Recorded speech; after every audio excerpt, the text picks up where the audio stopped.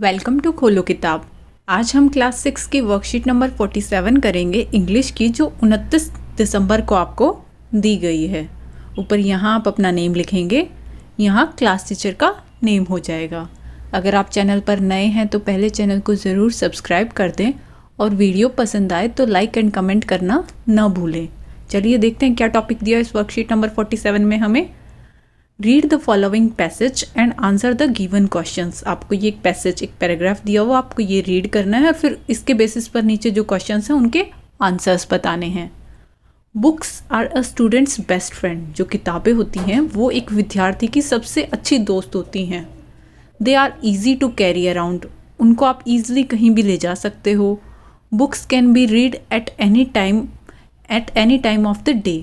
Books को, किताबों को आप दिन के किसी भी समय पढ़ सकते हो। There are various kinds of book. यहाँ बहुत प्रकार की किताबें होती हैं। We study text books in school that are part of our syllabus. जो हम स्कूल के अंदर किताबें पढ़ते हैं वो टेक्स्ट बुक्स जो होती हैं वो हमारे सिलेबस का हिस्सा होती हैं। We read story books for enjoyment and fun. और हम स्टोरी बुक्स को पढ़ते हैं किस लिए? एन्जॉयमेंट के लिए, फ़न के लिए, मज़े करने के लिए। We can borrow books from the school library. हम किताबें स्कूल लाइब्रेरी से भी ले सकते हैं। बोरो करना मतलब एक तरीके से आपने वो खरीदी नहीं है, आप वैसे लेके आए हो, पढ़ोगे फिर उनको वापस कर दोगे। And buy them from a book shop. या फिर आप खरीद भी सकते हो किसी बुक शॉप से। अगर खरीदनी नहीं हो तो वैसे बोरो कर लो किसी से, एक तरीके से उधार ले लेना। आप लाइब्रेरी से ला सकते हो या फिर आप खुद की भी खरीद सकते हो बुक शॉप से। They are also available on the internet. और अब तो ई बुक्स भी अवेलेबल हैं। ई बुक्स कैसी होती हैं? जो इंटरनेट पे आपको सॉफ्ट कॉपी के रूप में मिल जाती हैं। उनको आपको पेपर पे प्रिंट निकालने की ज़रूरत नहीं होती, वो आपको ऑनलाइन आप अपने कंप्यूटर पे पढ़ सकते हो, डाउनलोड कर सकते हो PDF की फॉर्मेट में। We get a lot of knowledge and information from books. हमें बहुत सारी नॉलेज, बहुत सारी इंफॉर्मेशन मिलती है इन बुक्स से। बहुत ज्ञान मिलता है, बहुत चीज़ें हम सीखते हैं इन किताबों से। They teach us many new words. इनसे हमें नए वर्ड्स भी बहुत सारे सीखने को मिलते हैं।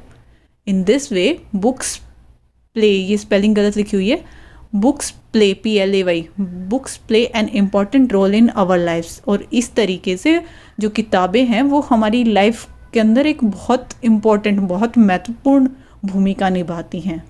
We must take care of our books by covering them well. हमें अपनी किताबों का बहुत ध्यान रखना चाहिए। और कैसे रखना चाहिए ध्यान? उनको अच्छे से कवर करके रखो। ऐसे नहीं कि फटी वटी पड़ी हो, उनको अच्छे से कवर करके रखो। We must not tear out pages from any book. और हमें अपनी किताबों से या कोई भी किताबों से पेजेस ऐसे नहीं फाड़ने चाहिए। टीयर मतलब उसको फाड़ना, निकालने नहीं चाहिए पेजेस किसी भी किताब से। अब क्वेश्चन आंसर देख लेते हैं। Who is a students best friend? Students का, विद्यार्थियों का बेस्ट फ्रेंड कौन होता है? यहाँ पैराग्राफ में क्या बताया है? बुक्स होती हैं बेस्ट फ्रेंड किसी भी स्टूडेंट की। तो आप क्या आंसर लिखोगे? Books are students best friend. Next second question है, why do we read story books? हम स्टोरी बुक्स क्यों पढ़ते हैं? स्टोरी बुक्स तो फन के लिए पढ़ते हैं, एन्जॉयमेंट के लिए पढ़ते हैं। वो हमारे सिलेबस का हिस्सा नहीं होती स्टोरी बुक्स। टेक्स्ट बुक्स हमारे सिलेबस का हिस्सा होती हैं, लेकिन स्टोरी बुक्स तो हम फन के लिए, एन्जॉयमेंट के लिए पढ़ते हैं। तो आप लिख दोगे we read story books for enjoyment and fun. Next third question है, how should we take care of our books? हमें अपनी बुकों का कैसे ध्यान रखना चाहिए? उनका ध्यान रखना है, अच्छे से सही रखनी है तो उनको कवर करके रखो। तो आप क्या आंसर लिखोगे? We should take care of our books by covering them well. जो इस पैराग्राफ में बताया उसी के बेसिस पे हमें आंसर लिखने हैं। अपनी तरफ से कुछ भी नहीं लिखोगे, जो पैराग्राफ में आपको बताया उसी के अकॉर्डिंग आप आंसर लिखोगे। तो पैराग्राफ में आपको यही बताया था ना कि we must take care of our books by covering them well. उन्हें अच्छे से कवर करके हम उनकी केयर कर सकते हैं, तो वही आपको लिखना था। नेक्स्ट क्वेश्चन है, what can we get from books? Books से हमें क्या मिलता है? बुक्स से हमें नॉलेज मिलती है, इंफॉर्मेशन मिलती है। यही इस पैराग्राफ में बताया था, तो आप लिख दोगे we get a lot of knowledge and information from the books. Next है, from where we borrow books. हम किताबें कहाँ से बोरो करते हैं? खरीदना, अगर बाय लिखा होता है यहाँ बोरो की जगह बाय लिखा होता तो बुक शॉप से खरीदते हैं, लेकिन यहाँ लिखा है बोरो, उधार एक तरीके से लेना। खरीदी नहीं है आपने, वैसे लेके आए हो, फिर बाद में रिटर्न करोगे तो कहाँ से लेके आते हैं? स्कूल लाइब्रेरी से। तो आप क्या लिखोगे? We can borrow books from the school library. अब नेक्स्ट सेकंड देख लेते हैं क्या दिया हुआ है। Complete the following sentences by filling correct words. ये आपको ब्लैंक्स दिए हुए, इनको फिल करना है। साथ में आपको दो ऑप्शंस भी दिए हुए हैं, उनमें से कौन सा ऑप्शन आएगा आपको वो यहाँ फिल करना होगा। जैसे फर्स्ट में है we study dash in the schools, हम स्कूल में क्या पढ़ते हैं, टेक्स्ट बुक्स पढ़ते हैं या न्यूज़पेपर पढ़ते हैं। तो सिलेबस का हिस्सा होती हैं टेक्स्ट बुक्स हमारी, तो आप क्या लिखोगे, टेक्स्ट बुक्स, जो आपकी किताबें होती हैं। Next, books are available on dash also, books कहाँ अवेलेबल होती हैं, फेसबुक पे या इंटरनेट पे।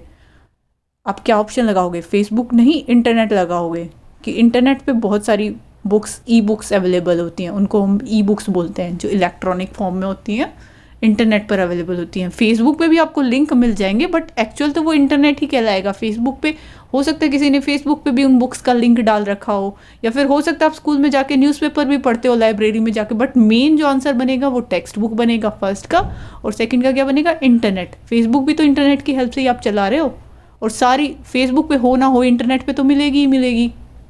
नेक्स्ट थर्ड है books teach us many new, क्या सिखाती हैं, वर्ड्स या वर्ड, दुनिया या अक्षर, शब्द सिखाती हैं, नए नए शब्द सिखाती हैं बुक्स हमें, तो आप क्या लिखोगे, वर्ड्स। नेक्स्ट है we can buy books from a dash, हम बुक्स कहाँ से खरीद सकते हैं। अब बुक बाय परचेज करनी है, फ्रूट शॉप पे मिलेंगी या बुक शॉप पे मिलेगी। फ्रूट शॉप पे तो आपको फ्रूट्स मिलेंगे, बुक शॉप पे बुक्स मिलेंगी, तो क्या आंसर लिखोगे, बुक शॉप। नेक्स्ट है there are dash kinds of books, कितनी प्रकार की किताबें होती हैं, एक प्रकार की होती है या बहुत प्रकार की, बहुत तरह की किताबें होती हैं, तो आप क्या लिखोगे, वेरियस। अब नेक्स्ट थर्ड देख लेते हैं क्या दिया हुआ है, find the opposite word of the following. आपको ये 4 वर्ड्स दिए हुए हैं, इनका बिल्कुल अपोजिट बताना है। अपोजिट का मतलब बिल्कुल विपरीत बताना है, जैसे दिन का अपोजिट रात होता है, ऐसे ही आपको बिल्कुल अपोजिट बताना है उसका। सेल, सेल मतलब कोई चीज़ बेचना, और बेचना का अपोजिट क्या हो जाएगा, खरीदना। खरीदने को क्या बोलोगे इंग्लिश में, बाय, तो सेल का हो जाएगा बाय। लैंड, लैंड मतलब किसी को देना, और इसका अपोजिट क्या हो जाएगा, अपोजिट हो जाएगा किसी से लेना, मतलब बोरो करना। नेक्स्ट थर्ड है अनअवेलेबल, अनअवेलेबल मतलब कोई जो अवेलेबल नहीं है, मतलब उपलब्ध ना हो, जो चीज़ उपलब्ध ना हो। अब आपको बताना है इसका अपोजिट, तो अपोजिट क्या हो जाएगा, जो चीज़ उपलब्ध हो, मतलब अवेलेबल हो, आंसर आ जाएगा अवेलेबल। नेक्स्ट है अनकवर, अनकवर मतलब जो चीज़ ना ढकी हुई हो। अब उसका अपोजिट क्या हो जाएगा, जो चीज़ ढकी हो, ढकना मतलब कवर करना, अनकवर का क्या हो जाएगा अपोजिट, कवर। इसी के साथ ये वर्कशीट आपकी कंप्लीट हुई। मिलते हैं नेक्स्ट वीडियो में अगली वर्कशीट के साथ। Don't forget to like, comment, share and subscribe the channel. Thank you.